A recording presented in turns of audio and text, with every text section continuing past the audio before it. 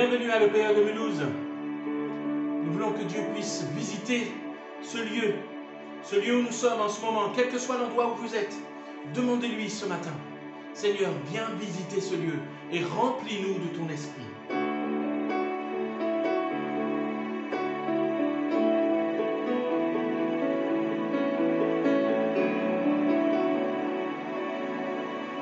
Que ces lieux soient visités par ta sainte présence. Que ces lieux soient balayés par le vent de ton esprit. Lève-toi de ton Seigneur et descends au milieu de nous. Pose sur nous des langues de feu. Verse ton onction sur nous. Que ces lieux soient visités par ta sainte présence. Que toute ombre soit chassée par ta lumière éclairée. Dans ta main, tiens-nous cachés. Garde-nous au creux du rocher. Lorsque tu passeras parmi nous, que ta bonté soit proclamée. Oh, que ces lieux soient visités par ta sainte présence. Que ces lieux soient les témoins de l'action de ton esprit dans ta gloire. Viens maintenant, unis-nous en cet instant. Que ta vie jaillisse en abondance. Nous allons voir ta puissance. Oh, que ces lieux soient visités par ta sainte présence. Que ces lieux soient les témoins de l'action de ton esprit dans ta gloire. Viens maintenant, unis-nous en cet instant. Que ta vie jaillisse en abondance. Nous allons voir ta puissance. Oh, nous allons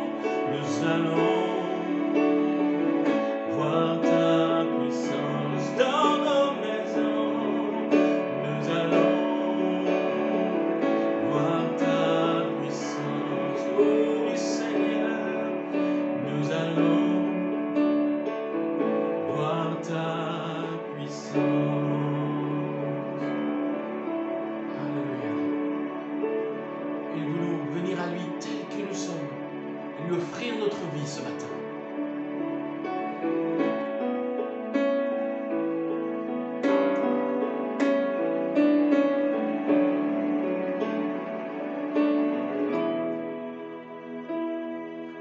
Tel que je suis, Seigneur, je viens près de toi.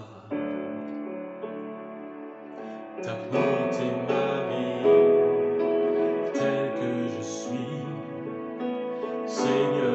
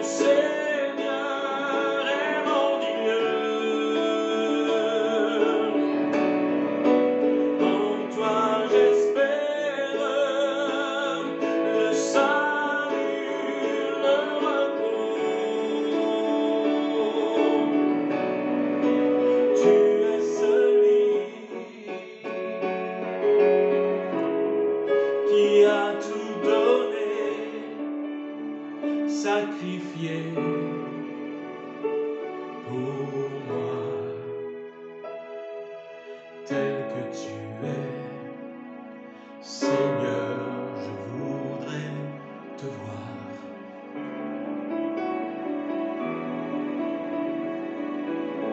Alléluia, nous voulons lui dire merci Seigneur pour ton amour, merci pour ta présence. Et c'est vrai, nous voulons te voir agir dans notre vie Seigneur. Merci pour ta bonté, merci pour ta présence et ta miséricorde. Nous remettons la parole de Dieu entre tes mains ce matin, qu'elle puisse nous faire du bien. Sois exalté. Voilà, bonjour à tous, très heureux de vous retrouver aujourd'hui encore pour partager un temps avec vous autour de la parole de Dieu sur ce thème « Qui me fera retrouver l'espoir ?» Nous avions commencé la semaine dernière à parler de ce sujet et nous nous étions arrêtés essentiellement sur le sujet lorsque nous sommes en perte de repère. Qui me fera retrouver l'espoir lorsque je suis en perte de repère? Aujourd'hui, on va voir différents points. Et le premier sur lequel j'aimerais m'arrêter aujourd'hui, c'est qui me fera retrouver l'espoir au sein de la détresse. Et nous voyons ce texte notamment dans le psaume 107 où à 4 prises, eh bien, il est fait mention de la détresse du peuple de Dieu.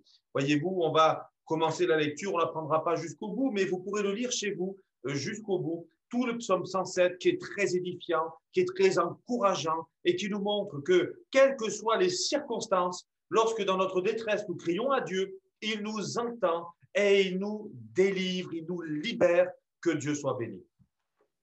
Remarquez comment commence le psalmiste. Louez l'Éternel, car il est bon. Oui, sa bonté dure éternellement. Que les rachetés de l'Éternel le disent. Ceux qu'il a rachetés du pouvoir de l'ennemi et qu'il a rassemblés de tous les pays, de l'Est et de l'Ouest, du Nord et du Sud. Ils erraient dans le désert, en chemin dans les lieux arides, sans trouver de ville où ils puissent habiter. Ils souffraient de la faim et de la soif. Leur âme était abattue. Dans leur détresse, ils ont crié à l'Éternel et il les a délivrés de leurs angoisses. Il les a conduits par un chemin bien droit pour qu'ils arrivent dans une ville où ils puissent habiter. Qu'ils louent l'Éternel pour sa bonté et pour ses merveilles en faveur des hommes, car il a désaltéré les assoiffés, il a comblé de bien les affamés. Amen. 4 situations. À chaque fois, eh bien, le psalmiste nous raconte la difficulté que le peuple a connue et cette difficulté a engendré la détresse. 4 eh bien, manière de réagir. À chaque fois que la détresse est là, ils ont crié à Dieu. Et à chaque fois, troisièmement, Dieu intervient, il vient secourir son peuple. Et enfin, eh bien, il termine en disant qu'il loue l'Éternel, qu'il loue Dieu parce que Dieu est bon. 4 situations où on pouvait dire il n'y a plus d'espoir. Qui viendra nous secourir? Qui viendra nous délivrer? Qui nous apportera la bénédiction? Les situations elles peuvent être multiples. Les situations qui causent de la détresse, elles peuvent être légion. Ça peut être un accident, ça peut être eh bien, une difficulté sentimentale. Et on pourrait multiplier les exemples. À un moment donné, quand je ne vois plus d'issue, quand l'angoisse est en train de monter, que la panique est en train d'arriver, je n'en peux plus. Et là, je me mets à crier à Dieu et Dieu me délivre de mes angoisses. Je pense qu'on a tous traversé des moments de difficulté. Je me souviens d'une période, c'était pas grave à côté de ce qui s'est passé ici dans ce texte, mais je me souviens lorsque j'étais préadolescent, j'avais 11-12 ans, et je suis parti à la pêche, il y avait mon frère, il y avait un autre copain, on avait tous à peu près le même âge, et puis je suis parti au canal du Rhône. Et là-bas, les bords du canal sont pentus, c'est du bitume, c'est pentu. Et je pris mon lancer et au moment où j'ai lancé, je ne sais pas comment je me suis retrouvé dans l'eau. J'avais de l'eau jusqu'aux cuisses. Et là, je me suis mis à paniquer. J'étais dans une détresse profonde. La peur et l'angoisse ont commencé à me saisir et je m'agitais dans tous les sens. Et au plus je m'agitais et au plus je m'enfonçais. J'étais conscient que j'étais en train de couler. J'étais en train de glisser dans cette eau. Alors j'ai dit du bitume, c'était peut-être du béton, je ne me souviens plus quelle matière. Mais à ce moment-là, allez savoir pourquoi je me suis calmé. Personne n'avait remarqué que j'étais en train de couler. Et lorsque je me suis calmé, j'ai repris mon souffle. J'ai réussi à remonter. Alors vous me direz, oui, mais là, tu n'as pas crié à Dieu, c'est vrai, dans ce contexte-là. Non, mais c'est pour faire comprendre cette détresse qui est en nous, cette détresse qui nous saisit, où on n'a plus d'issue, où on n'a plus de repères, où on est perdu, où on a l'impression comme si la fin était arrivée à notre vie. Mais à ce moment-là, le calme. Il y a un verset dans les Écritures qui dit, c'est dans le calme et la confiance que sera votre force. Naturellement, il y a un contexte. Mais dans le calme et la confiance, lorsqu'on est dans le calme, eh bien, on est plus à même de prendre des bonnes décisions. Qui viendra secourir ces gens? À 4 reprises, ils sont dans la détresse. Qui va venir les secourir? Qui va venir les aider? Vers qui se tourne-t-il? Il n'y en a qu'un qui est intervenu pour les délivrer, pour les sauver, que ce soit dans le cadre de la nourriture, dans le cadre de l'ennemi, dans le cadre du désert, d'un chemin où ils étaient perdus, eh bien, il n'y en a qu'un qui leur a permis de retrouver ce chemin, c'était l'Éternel. C'était Dieu, le Dieu d'Israël, le Dieu vivant, le Dieu qui nous aime, le Dieu qui t'aime. Celui qui a donné son Fils unique pour toi, afin que par la foi en lui, tu passes de la mort à la vie et que tu connaisses même l'assurance du pardon de tes péchés. Le péché engendre de la détresse. L'injustice engendre de la détresse. Le fait de mener sa vie sans se soucier de Dieu, à un moment donné, va causer de la détresse parce qu'il y aura dans le cœur un vide que seul Dieu peut combler. Nous sommes faits de corps, d'âme et d'esprit. Et nous avons une conscience, et cette conscience, elle est en recherche du bonheur, elle est en recherche de la paix. Et tant qu'elle ne l'a pas trouvée, il y a une détresse intérieure, et cette détresse intérieure, je te le redis, seul Dieu peut la combler. Seul Dieu peut venir l'apaiser. Seul Dieu peut venir enlever ses angoisses. Parce qu'il est celui qui a donné son Fils. Et Jésus a livré sa vie. Et sur la croix du calvaire, il a porté tes péchés, il a porté tes détresses, il a porté tes souffrances, afin de t'amener à connaître la bénédiction qu'il a en réserve pour toi. Nous voyons dans d'autres textes, eh bien que à chaque fois c'est les mêmes termes, mais au verset 20 par exemple, il est dit, il a envoyé sa parole et les a guéris. Il les a fait échapper à la tombe. Qu'il loue l'Éternel pour sa bonté et pour ses merveilles en faveur d'eux. Qu'il loue l'Éternel. Il a envoyé sa parole. L'apôtre Jean, dans l'Évangile selon Jean, nous dit à partir du verset 1er du chapitre 1er, au commencement était la parole. Et il arrive au verset 14, et la parole a été faite chair, elle a habité parmi nous, pleine de grâce et de vérité. Au commencement était la parole a été faite chair. Comment Dieu va-t-il bénir ces gens qui crient à lui? Il leur a envoyé sa parole. La parole de Dieu, elle est source de bénédiction, elle est source de guérison, elle est source de libération, elle est source bien de délivrance, elle est source bien du salut que Dieu a en réserve pour chacun de nous. Qui loue l'Éternel? Vous êtes dans la détresse. Mais est-ce qu'au moins vous avez pensé à crier à Dieu? Est-ce qu'au moins vous avez pensé à vous tourner vers lui? Il est écrit dans la Bible que Dieu se laisse trouver par ceux qui le cherchent, mais s'ils le cherchent de tout leur cœur. Est-ce qu'aujourd'hui vous êtes dans l'état d'esprit de chercher Dieu? Eh bien de le mettre à l'épreuve, de le chercher, de persévérer dans la prière jusqu'à ce que Dieu intervienne et vous bénisse. Dieu veut vous bénir. Il ne vous a pas abandonné. Vous êtes précieux à ses yeux. Si tu es dans la détresse, si l'angoisse est en train de te saisir, ne te suffit pas d'un sac plastique, mais tourne-toi vers Dieu. Il est celui qui veut te bénir. Qui me fera retrouver l'espoir? 4 situations. 4 mêmes réflexes. Ils crient à Dieu. Et Dieu les délivre de leurs angoisses. Alors, conclusion, qu'ils louent l'Éternel et qu'ils racontent ses merveilles. Amen. Qui me fera retrouver l'espoir quand la vie, elle est comme arrêtée? C'est-à-dire que je ne fais plus d'efforts. Je suis anéanti au-dedans de moi. Je suis découragé. Je ne vois plus d'issue. Je ne vois plus, eh bien, quelle est la valeur des choses. Je n'ai plus envie de me lever. Je n'ai plus envie de faire des efforts. Maintenant, ça suffit. J'en ai assez fait. Je m'arrête. Qui me fera retrouver l'espoir quand la vie est comme arrêtée? Dans la Bible, nous voyons aussi des récits de personnages eh bien, qui étaient constamment assis ou couchés ou alités. Ils étaient dépendants des autres. Par exemple, l'aveugle Bartimée. Il était mendiant aveugle. Il était assis, il attendait qu'on lui donne quelques pièces pour se nourrir. Il était mendiant aveugle. Mais il ne s'est pas contenté de rester dans cette situation. À un moment donné, il a crié à Dieu. Lorsqu'il a entendu que Jésus passait par là, lorsqu'il a compris, parce qu'il entendait le brouhaha de la foule, il a attrapé quelqu'un, il lui a dit, mais qu'est-ce qui se passe? C'est Jésus de Nazareth qui passe par là. Jésus, fils de David, aie pitié de moi. Et alors qu'on cherchait à l'arrêter, à le décourager d'appeler à Jésus, lui, il crie encore plus fort. Sa vie, elle s'est arrêtée le jour où il est devenu aveugle.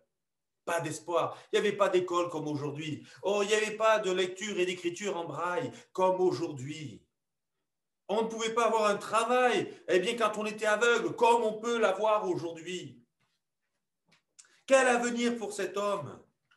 Quelle femme voudrait bien de lui comme époux? Bartimée, il est arrêté au bord du chemin. Il a revêtu un manteau qui est l'image du manteau de la misère, du manteau des fardeaux, du manteau de l'angoisse, du manteau de la détresse. Ce manteau est sur son dos, ce manteau l'écrase. Mais Jésus a dit, venez à moi, vous tous qui êtes fatigués et chargés, et je vous donnerai du repos. Jésus est celui qui te dit, viens à moi. Et alors qu'il persévère et que les gens voulaient l'arrêter, eh bien au bout d'un moment, quelqu'un lui dit, Bartimée, ça y est, vas-y, Jésus t'appelle. Rappelons-nous, il est aveugle. D'un bond, il se lève, laissant tomber son manteau, il reprend la marche et il vient vers Jésus. Il accourt vers Jésus. Et Jésus lui dit, que veux-tu que je fasse, maître? Que je recouvre la vue. Et il en sera fait selon son désir. Dieu ne veut pas faire de nous des capricieux. La vie avec Dieu, ce n'est pas une vie de caprice. Mais il nous dit quand même de faire connaître à Dieu tous nos besoins, tous nos soucis, tous nos fardeaux. On peut les lui faire connaître. Et comme dans le psaume 107, on peut crier à Dieu. Comme Bartimée, on peut crier à Jésus. Jésus, vois-moi, regarde ma misère, ma détresse. Je n'arrive plus à avancer. Je suis arrêté aujourd'hui. Je ne fais plus de progrès. Ma vie, elle est misérable. Ma vie, elle est arrêtée. Je n'ai plus d'espoir. Je n'ai plus d'avenir. Mais Jésus est passé par là. Et Jésus a été un avenir pour lui. Avec ce point, je pourrais très bien m'arrêter sur le boiteux. Cet homme qui fait la manche, eh bien, à la porte du temple dans les Actes des Apôtres au chapitre 3. Pierre et Jean passent par là. Et ils voient cet homme qui fait la manche, qui ne peut plus marcher, qui est arrêté. Qui est arrêté à la porte et qui n'est pas à l'intérieur. Pardon. Pierre prend la parole et lui dit, je n'ai ni or ni argent, mais ce que j'ai, je te le donne. Au nom de Jésus, lève-toi et marche. Aussitôt, ses chevilles devinrent fermes, il se leva, il entra dans le temple en sautant, louant, et en sautant, dansant et louant Dieu. Dieu a vu la misère de cet homme. Pierre et Jean ont eu compassion de cet homme. C'était l'argent et l'or qu'il lui fallait pour sortir de sa misère. C'est des biens financiers. De quoi avait-il besoin? Il avait besoin de la grâce de Dieu dans sa vie, comme vous et moi, nous avons besoin de la grâce de Dieu dans notre vie, parce que non, le chemin n'est pas arrêté. Dieu ne nous a pas conduits vers une impasse, et à un moment donné, il faut se relever et il faut reprendre la route. Même si c'est dur, même si c'est long, même si c'est lourd, je reprends la route parce que c'est Dieu qui a fermé mes chevilles, c'est Dieu qui me permet de me libérer du manteau de ma misère. Et enfin, La belle-mère de Pierre était couchée, empêchée de servir. Jésus était chez lui, chez Pierre, chez la belle-mère de Pierre. Et puis alors, eh bien, Jésus vient vers la belle-mère, il la prend par la main, et aussitôt quand la main de Jésus touche la main de Pierre, la fièvre la quitte, elle s'est levée et s'est mise à les servir. Est-ce qu'aujourd'hui, tu sens que la vie est comme arrêtée autour de toi, comme une fièvre qui est là, qui t'empêche eh bien, de te lever, qui t'empêche de retourner à ton service pour Dieu, qui t'empêche eh bien, de reprendre la vie du bon côté, comme un manteau de misère, qui t'a enlevé ta joie, qui t'a enlevé ta paix, qui t'a replongé dans une vie misérable où tu es là comme quémandant quelques grâces de Dieu alors qu'il t'a déjà tout donné. Dieu veut te bénir. Où en est l'état de santé de tes chevilles? Où en est l'état de santé de tes yeux? Où en est l'état de santé de ton sang, de ton âme, de ta vie intérieure? Dieu veut te restaurer, il veut te bénir, il veut te renouveler, il veut que tu reprennes la route, que tu avances. Non, la vie n'est pas arrêtée, elle continue pour toi. Parce que Dieu n'a pas dit son dernier mot et Dieu va encore se servir de toi. Et oui, Dieu t'aime et il t'aime encore. Amen. Alors, voyez-vous, qui me fera retrouver l'espoir au sein de la détresse? Au sein, car la vie est comme arrêtée, mais aussi au sein de l'injustice. Parce que dans la Bible, eh bien, nous découvrons, comme dans la vie de tous les jours, qu'il y a bien des injustices et parfois on fait le bien et on n'en récolte pas le bien. On vient aider quelqu'un qui est dans le besoin et le jour où cette personne va mieux, elle nous a complètement oubliés. C'est comme si nous n'existions plus. Et des exemples, on pourrait en citer tellement d'autres. Nous découvrons que l'homme est un être qui a été blessé et c'est un être qui est aussi blessant. Quelqu'un me disait un jour, mais j'ai tellement été blessé. Aussi, je lui ai répondu, et vous, vous n'avez jamais blessé personne? Ah ben oui, c'est vrai. Ça fait partie du propre de l'homme. Nous sommes blessants comme nous sommes blessés. Que Dieu nous donne eh bien, de vivre de vivre en lui, de vivre ses sentiments, de vivre le miracle du Saint-Esprit en nous. Parce que ce qui nous permet d'avancer, c'est le pardon. En toutes circonstances. Oui, les injustices, il y en a eu, et il y en a aujourd'hui, et il y en aura encore. Et quelqu'un qui a bien connu l'injustice, c'est David. David, qui était investi pour le roi Saül, qui s'est donné à fond pour le roi Saül. Il se l'a servi de tout son cœur, de toutes ses forces. Saül était pour lui comme un père. Son meilleur ami, le meilleur ami de David, c'était le fils de Saül, Jonathan. L'épouse de David, c'était la fille de Saül, Michal. David aimait Saül. Mais voilà, pris par la jalousie, Saül va commencer à haïr David, à vouloir lui faire du mal, à vouloir le faire mourir, à le poursuivre, à prendre ce qu'il avait déjà, à le séparer de son meilleur ami, à le séparer de son épouse. Et David va devoir fuir pour sauver sa vie. Lui qui avait un bon poste, qui était général, il se retrouve à dormir dans des grottes, il se retrouve à dormir dehors, il se retrouve à devoir chercher son pain tout seul avec les hommes qui l'ont suivi. Quel avenir pour David? Il vit l'injustice, mais au sein de l'injustice, il a choisi de ne pas déshonorer son Dieu. Il a choisi de rester fidèle à Dieu. Il a choisi de respecter le roi qui lui voulait tant de mal. Et alors qu'à un moment donné, il est à portée de sa main et que David peut le faire périr, son cœur se met à battre et dit non, malheur à quiconque touche à loin de l'Éternel. En laissant penser, il a une fonction. Je n'ai pas le droit de toucher cet homme.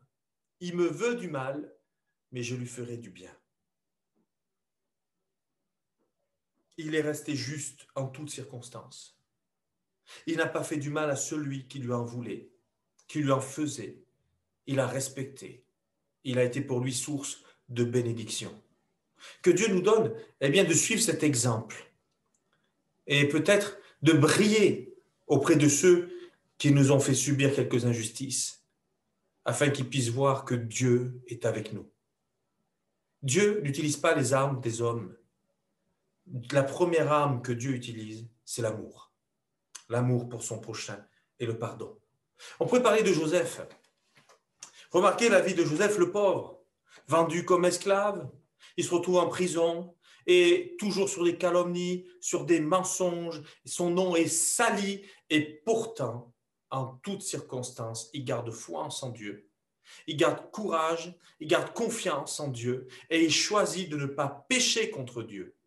Quel modèle, quel exemple. Il est en train de vivre une injustice pendant 13 ans. Ces 13 années de malheur sont le fruit d'injustices répétées que Joseph a connues. A-t-il levé le poing contre Dieu? Non.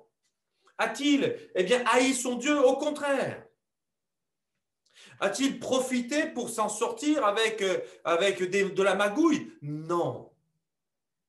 En toutes ces choses, il ne pécha point. Et Dieu était avec Joseph. C'est ce qui est écrit. Mon bien-aimé, peut-être que toi aussi tu vis des moments difficiles. Tu gardes au fond de toi. Tu souffres au fond de toi. Tu ne rends pas le mal qu'on t'a fait et tu essaies de rendre le bien.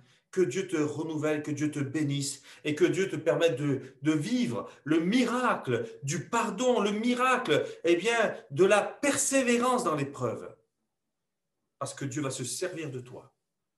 Et il va confondre ceux qui te font du mal et il va aller jusqu'à toucher leur cœur. Et un jour, ceux-là même te feront du bien. Dieu change le mal en bien. Il est ton maître, il est ton père, il te tient dans le creux de ses mains. C'est lui qui t'a envoyé, c'est lui qui te bénit.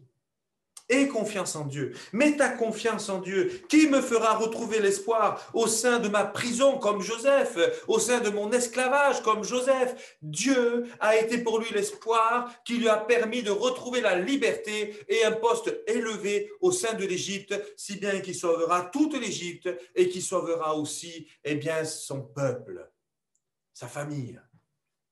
Tout comme David. Dieu l'a protégé de A à Z contre ceux qui lui voulaient du mal, et celui qui a vécu comme un nomade en fuyant, en errance pour sauver sa vie, Dieu va l'établir roi de tout Israël.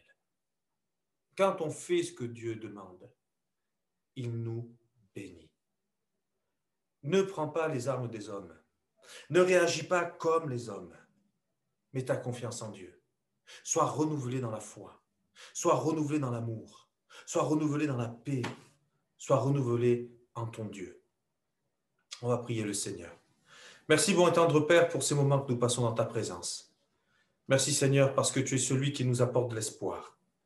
Quand on crie à toi, dans des moments difficiles, tu es celui qui nous permet de retrouver l'espoir au sein de la détresse et de l'angoisse. Seigneur mon Dieu, quand on vit des situations d'injustice, quand la vie est comme arrêtée et on ne voit pas d'issue, on ne voit pas d'avenir, mais tu es celui qui est notre avenir. Et tu as pour nous un avenir, une espérance, parce que tu es le Dieu de l'espoir. Merci Seigneur, parce que tu es présent, tu es avec nous, tu nous entends, tu nous gardes, tu nous protèges, tu nous renouvelles et tu as nous toucher au plus profond de nous, afin que ton esprit soit le guide, Seigneur, de notre conscience, de notre âme, de notre esprit, de notre être. Et qu'ainsi nous puissions, de toutes nos forces, nous accrocher à toi. Bénis tous ceux qui vont entendre ce message. Vois ceux qui sont concernés par ce message. Que ce message soit une source d'inspiration afin de s'appuyer sur toi, qu'il soit source d'encouragement afin que personne ne faiblisse dans sa marche avec toi. Bien au contraire, que ceux qui sont arrêtés reprennent leur marche et te suivent fidèlement. Merci, bon et tendre Père.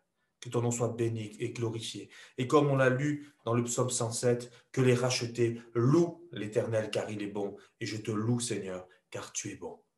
Que ton nom soit béni. Amen. Amen. Alléluia. Que Dieu vous bénisse. À très bientôt.